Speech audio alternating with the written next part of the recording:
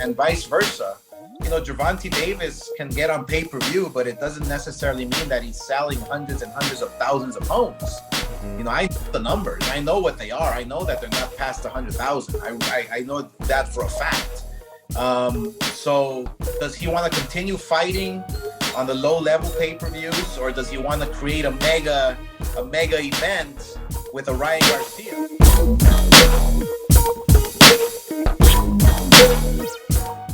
Now, when I said Oscar De La Hoya says Tank is not a pay-per-view star, I'm paraphrasing.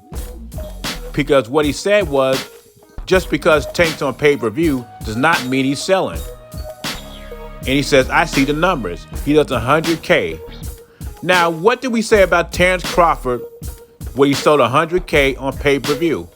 That he's not a pay-per-view star. Now, if Tank is doing 100K, and I don't know what is what, because everybody got a set of numbers. The PBC got their numbers with Leonard Ellerbe.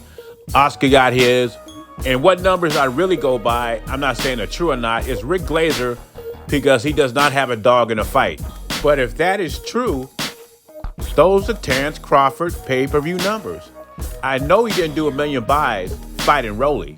And then after that, De La Hoya said, if Tank wants to bring his pay-per-view numbers up from the lower end, the Crawford end, he needs the Ryan Garcia fight.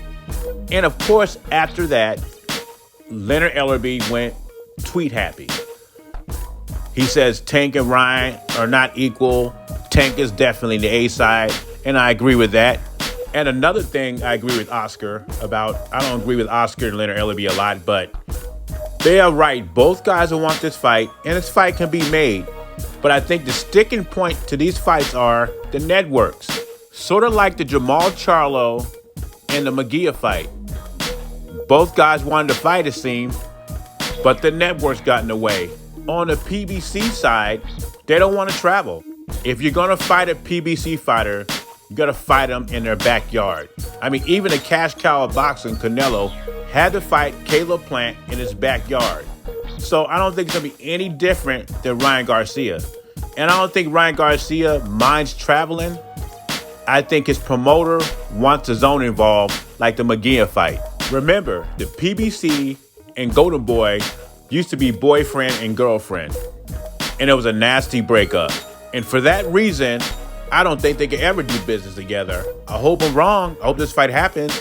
It'd be a big, good fight. I wouldn't mind seeing it. But I just don't think these guys could do business together. Yeah. Right now, I'm going to go with Spence. Crawford doesn't get mad. Right now, I'll go with Spence. Why? I just feel like he's better at this point of his career. But if we talking 2017, I might go with Thurman. Because that Thurman was... Danny Garcia says that Keith Thurman is one of the hardest punchers he has ever faced. He says Spence is not really a power puncher. He breaks you down, then he knocks you out. And even Spence says that himself. He breaks his opponents down. But he says a 2017 Keith Thurman was something special, and he probably would have beat Spence.